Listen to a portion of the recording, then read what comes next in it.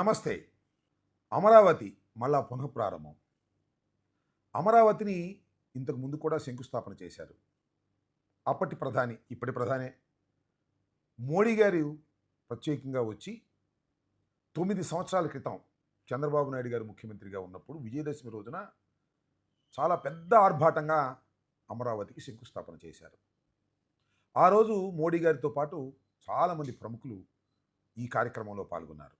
పక్క రాష్ట్రాల్లో ఉన్నటువంటి కేసీఆర్ గారు, అప్పటి గవర్నర్గా ఉన్న రోసే గారు, నరసింహం గారు, అదేవిధంగా నిర్మలా సీతారాం గారు, వెంకయ్యనాయుడు గారు, అనేక మంది ప్రముఖులు చాలా ఆర్భాటంగా అమరావతి రాజధానికి శంకుస్థాపన చేశారు. ఆ తర్వాత 4 సంవత్సరాల పాటు చంద్రబాబు నాయుడు గారు పరిపాలనలో అమరావతిని శరవేగంగా అభివృద్ధి చేస్తున్నాము అని చెప్పి టకటక అభివృద్ధి చేశారు. సుమారుగా 5,000 కోట్ల పైచిలకు ఖర్చు పెట్టారు. 2,500 కోట్లు విభజిత ఆంధ్రప్రదేశ్కి కేంద్ర ప్రభుత్వం రాజధాని కోసం ఇస్తానన్న డబ్బు ఇచ్చింది. దానితో పాటు కొంత వేసుకొని మొత్తం 5,000 పైచిలకు కోట్లు ఖర్చు పెట్టి ఏం సాధించారో మరి తర్వాత ఆయన ఓడిపోయే సమయానికి ఎవరికి అర్థం కాల. ఒక తాత్కాలికమైనటువంటి శాసనసభ, ఒక తాత్కాలికమైనటువంటి సెక్రటేరియట్, ఒక తాత్కాలికమైనటువంటి హైకోర్టు, ఆల్మోస్ట్ అన్నీ తాత్కాలికంగానే నిర్మించారు. చంద్రబాబు నాయుడు గారు ప్రజల యొక్క మన్నన పొందలేక పదవి నుంచి దిగి వెళ్ళిపోయారు. ఆ తర్వాత తెలుసు కదా మీకు, వైఎస్ఆర్ కాంగ్రెస్ పార్టీ అధికారంలోకి వచ్చిన తర్వాత మేము అమరావతి రాజధాని మాత్రమే కాదు 3 రాజధానులని మేము నిర్ణయించడం జరిగింది. దాని మీద అమరావతి అంతగా శ్రద్ధ మేము చూపలేదు. అయితే మళ్ళీ చంద్రబాబు నాయుడు గారు అధికారంలోకి వచ్చారు. వచ్చిన తర్వాత అందరూ అనుకున్నారు అమరావతి భూమి అవుతుందని, అమరావతి అద్భుతంగా ధరలు పెరుగుతాయని అనుకున్నారు. అమరావతే కాదు, అమరావతి చుట్టుపక్కల ఉన్నటువంటి భూములు కూడా, అంటే గుంటూరు, విజయవాడ భూములు కూడా రియల్ ఎస్టేట్ చప్పబడిపోయింది. కొనే నాథుడు లేక అల్లాడిపోతున్న సందర్భం మనం చూస్తున్నాం. సరే, అది వేరే విషయం అనుకోండి. ఇవాళ చంద్రబాబు నాయుడు గారు మళ్ళా అమరావతిని మరొక అద్భుతమైనటువంటి నగరంగా తీర్చిదిద్దుతాను, పోయినసారి ఏం చెప్పారో అదేవిధంగా చెప్పే కార్యక్రమంతో పాటు మళ్ళా 45,000 ఏకర్స్ మళ్ళీ పూల్ చేస్తామంటున్నారు. మరి ఇదేంటో నాకు అర్థం కాకపోతే అర్థం కాకపోయింది, రాష్ట్రంలో ఉన్న మేధావులకు సైతం ఏమీ అర్థం కానటువంటి అంశం. ఎందుకంటే నేను అనేక సందర్భాల్లో చెప్పాను, ఇప్పుడు కూడా చెప్తున్నాను, భారతదేశంలో ఏ రాష్ట్రము కూడా రాజధాని నిర్మాణం చేయలే. ఒకానొక పట్టణాన్ని ఎన్నుకొని ఆ పట్టణంలో రాజధానికి కావలసిన వస్తువులు ఏర్పాటు చేసుకుంది.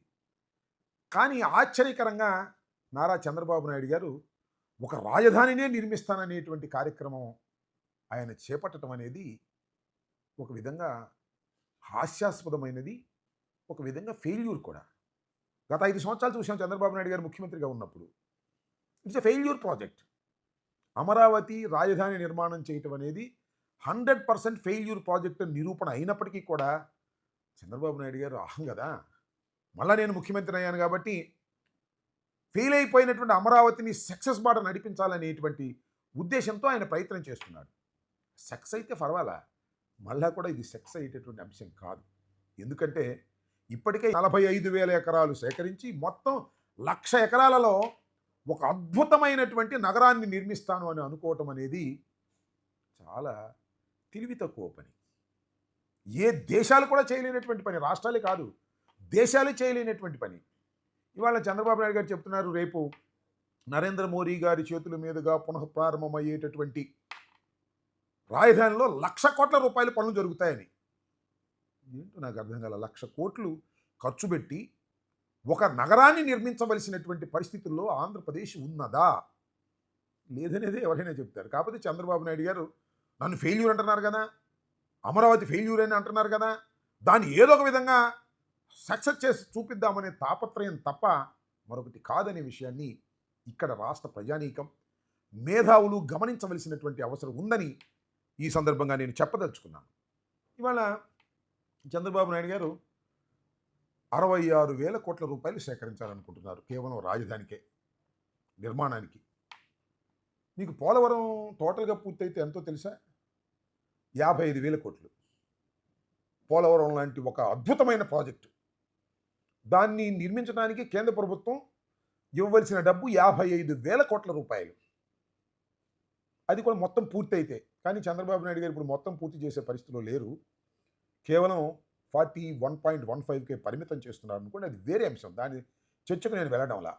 ఎందుకు ఈ విషయాన్ని ఇక్కడ ప్రస్తావన చేస్తున్నానంటే, ఒక అద్భుతమైనటువంటి ప్రాజెక్టుకి 55,000 కోట్లు ఖర్చు పెట్టేటటువంటి స్థితిలో మనం లేనప్పుడు కేంద్ర ప్రభుత్వం దగ్గర తీసుకుంటున్నాం. వాళ్ళు చంద్రబాబు నాయుడు గారు 1,00,000 కోట్లు పెట్టి రాజధాని నిర్మాణం చేస్తున్నాను అంటే ఇప్పుడుకి తెగాలి ఇది, ఇప్పుడుకి అవ్వాలి ఇది, నాకు అర్థం కాలేదు. అంత అవసరమా ఇవాళ? చాలామంది చంద్రబాబు నాయుడు గారికి చెప్పలేకపోతున్నారు. కానీ ఈవెన్ తెలుగుదేశంలో ఉన్నటువంటి ప్రముఖులు కూడా ఒక మాట అంటున్నారు. జగన్మోహన్ రెడ్డి గారేమో సంక్షేమానికి డబ్బులు ఇచ్చారు, మా చంద్రబాబు నాయుడు గారేమో మొత్తం అమరావతికే ఖర్చు పెడుతున్నారు అని. అమరావతి ఖర్చు పెడితే పర్వాలా, దానిలో ఎన్ని కమిషన్లు, ఎంత అవినీతి, ఎంత ఘోరమైనటువంటి అవినీతి జరగబోతుందో నేను ప్రత్యేకంగా మీకు చెప్పాల్సిన అవసరం లేదు. మీరు రాబోయే కాలంలో చూస్తారు. రోడ్డు వేయటానికి కిలోమీటర్కి 55 కోట్లు ఖర్చు పెట్టాలనేటువంటి ఉద్దేశంతో ఎస్టిమేషన్ పెంచేశారు. అంటే టోటల్గా అమరావతిని నిర్మిస్తున్నామని, ఒక అద్భుతమైన నగరాన్ని నిర్మించబోతున్నామని చెబుతూ దోచుకునేటటువంటి కార్యక్రమం. ఎక్కడివి డబ్బులన్నీ? అప్పులు. 66,000 కోట్ల రూపాయలు అప్పులు తీసుకురావడానికి వాళ్ళ ప్రయత్నం చేస్తున్నారు చంద్రబాబు నాయుడు గారు. ఫుట్కా నుంచి, ఏడీబీ నుంచి, వరల్డ్ బ్యాంక్ నుంచి, వివిధ సంస్థల నుంచి, కేంద్ర ప్రభుత్వం యొక్క సపోర్ట్తో. ఎందుకంటే కేంద్ర ప్రభుత్వం అనేది చంద్రబాబు నాయుడు గారి ఎంపీల మీద ఆధారపడి ఉంది కాబట్టి వారు కూడా పూర్తిగా సహకరిస్తున్నారు. పెద్ద ఎత్తున అప్పులు తీసుకొచ్చి వాళ్ళ అమరావతి కోసం మీరు ఖర్చు పెడుతున్నారే, ఇది వైట్ ఎలిఫెంట్గా తయారవుతుందనే విషయాన్ని మర్చిపోతున్నారు. చంద్రబాబు నాయుడు గారు ఒక అహంతో ఇలా బిహేవ్ చేస్తున్నారు. కాబట్టి దీనివల్ల రాష్ట్రానికి తీవ్ర నష్టం జరుగుతుందనేది నా అభిప్రాయం. మీరు రాబోయే కాలంలో కూడా చూశారు కదా చంద్రబాబు నాయుడు గారు, ఇది ఫెయిల్యూర్ ప్రాజెక్ట్ కాదు, ఇది సాధ్యమైన త్వరలోనే నిర్మిస్తామనే నమ్మకం కలిగించడం కోసం ఆయన పడుతున్నటువంటి తాపత్రయం ఇంత అంత కాదు. దానికి ప్రధానమైనటువంటిది ఒకటి చెప్తాను. చంద్రబాబు నాయుడు గారు ఎన్నో 5 ఎకరాలు 6 ఎకరాల భూమి తీసుకున్నారట. అక్కడ ఇల్లు నిర్మాణానికి కూడా శంకుస్థాపన చేశారట. పోయినసారి చేయలే, ఇప్పుడు చేశారు. కారణం ఏంటంటే చుట్టుపక్కల ఉన్న వాళ్ళని నమ్మించడానికి, అమరావతి అభివృద్ధి చెందుతుంది, నేను కూడా ఇల్లు కట్టుకుంటున్నాను అనేటువంటి భావన కలిగించడానికి. అంటే ఎవరికి కాన్ఫిడెన్స్ లేదు అమరావతి పూర్తి అవుతుందని, అమరావతి సక్సెస్ అవుతుందని. అంతేకాదు, ఇంకొక మాట కూడా నేను చంద్రబాబు నాయుడు గారి నోటి వెంట వచ్చిన మాట చెప్తాను. పార్లమెంటులో అమరావతి రాజధాని అనేటువంటిది ఒక రెజల్యూషన్ కూడా పాస్ చేయించుతాము అని. అంటే చంద్రబాబు నాయుడు గారు మీరు దిగిపోయిన తర్వాత మళ్ళీ అమరావతి కాదంటే అనేటువంటి పరిస్థితుల్లోకి వాళ్ళు వచ్చారు. అంటే చంద్రబాబు నాయుడు గారు అమరావతి పూర్తయ్యేదాకా ఉండరేమోననేటువంటి అభిప్రాయంలో కూడా చాలామంది ఉన్నారు. నేను ఒక మాట చెప్తానండి. ఇవాళ అమరావతి అద్భుతమైన నగరం అంటున్నారు కదా, మరి వర్షా లాంటి వాళ్ళు వైజాగ్ ఎందుకు వెళ్తున్నారు? అమరావతి తీసుకురావచ్చు కదా. లేదు టీసీఎస్ లేకపోతే ఇంకా చాలా కంపెనీస్ ఉన్నాయి, ఐటీ కంపెనీ, వాళ్ళందరినీ అమరావతి తీసుకురావచ్చు కదా. వాళ్ళు రాలేరు. ఎందుకంటే ఇది ఊహాజనితమైన నగరమే తప్ప ఇది ప్రాక్టికల్గా సక్సెస్ అయ్యే నగరం కాదు అనేది అందరికీ తెలిసినటువంటి సత్యం. కానీ అహంతో ఏదైనా చెయ్యవచ్చు, ప్రజలు నన్ను నమ్ముతారు అనేటువంటి భావనతో ఇవాళ చంద్రబాబు నాయుడు గారు 1,000 కోట్ల రూపాయలు అమరావతిలో వెచ్చించడం అనేది ఈ రాష్ట్ర ఆర్థిక పరిస్థితిని కుంగదీస్తుందనే విషయాన్ని గమనించాలి. 45,000 ఎకరాలు మళ్ళా సేకరిస్తారనేటువంటి మాట చాలా ఎబ్బెట్టుగా అనిపిస్తుంది. ఏదో అంతర్జాతీయ విమానాశ్రయాన్ని కూడా ఇక్కడ తీసుకొస్తామంటున్నారు. ఆల్రెడీ భోగాపురంలో ఒక అంతర్జాతీయ విమానాశ్రయం ఆంధ్రప్రదేశ్లో ఉంది. మరి నాకు తెలియక అడుగుతాను, ఒకే రాష్ట్రంలో, ఒక చిన్న రాష్ట్రంలో, విడిపోయినటువంటి రాష్ట్రంలో 2 చోట్ల అంతర్జాతీయ విమానాశ్రయాలు ఇవ్వడానికి సాధ్యపడుతుందా అనేది ఆలోచించదగినటువంటి అంశంగా నేను భావిస్తున్నాను. ఇవాళ చాలా ఆర్భాటంగా మరి నరేంద్ర మోడీ గారిని తీసుకొచ్చి శంకుస్థాపన చేసి ఏదో హైప్ తీసుకురావాలని ప్రయత్నం చేస్తున్నా అమరావతికి హైప్ వచ్చేటటువంటి పరిస్థితి లేదని, అమరావతి అనేది ఒక ఫెయిల్యూర్ ప్రాజెక్ట్ అని చంద్రబాబు నాయుడు గారు ఇప్పటికి కూడా గమనించకపోవటం చాలా దురదృష్టకరంగా నేను భావిస్తున్నాను. మళ్ళా 4 సంవత్సరాల తర్వాత మీరే చూస్తారు కదా, అమరావతి ఏమి ఉండదు, అన్ని డబ్బులుగా చేయటం తప్ప అమరావతి ఒక సుందర నగరంగా తీర్చిదిద్దడానికి సాధ్యపడేటువంటి పరిస్థితులు అక్కడ లేవనే విషయాన్ని గుర్తించాలని ఈ సందర్భంగా నేను మనవి చేస్తున్నాను. ధన్యవాదాలు. Stay aware, stay bold. Like, subscribe and follow at Ammati Rambabu Official for truth and clarity in today's politics.